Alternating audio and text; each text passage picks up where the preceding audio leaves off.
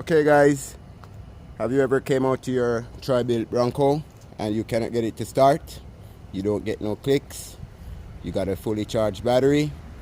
You got the brake pedal down, but when you turn guys you get nothing. Today I'm going to show you how to fix that problem guys. So you may have a blown fuse guys, and to locate that fuse you need to remove your battery and access your fuse panel. So I'm going to remove the battery and I'll catch you when we get to our fuse guys. So now we got our battery out guys. You can see our fuse panel is located right here, and to remove that guys you'll need to go to the back of your mower. So on the back of the mower guys you'll see this tab. We need to squeeze that in and push that in guys to remove our fuse panel.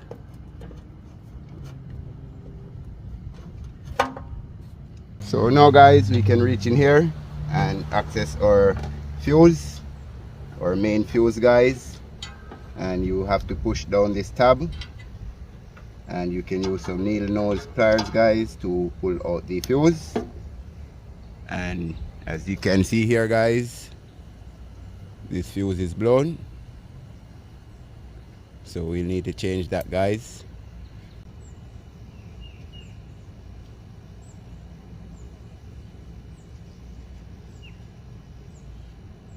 And as I said guys, 20 amp fuse.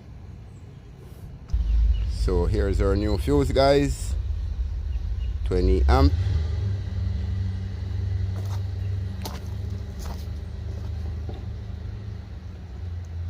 So we just push that back in our fuse holder guys, and remember to push it back into the frame.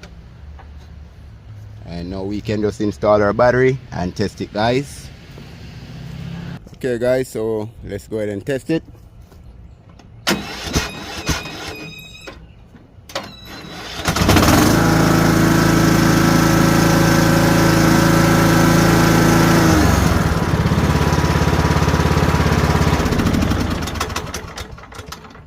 So there you go guys. If you have starting problems, not starting, go ahead and check your fuse.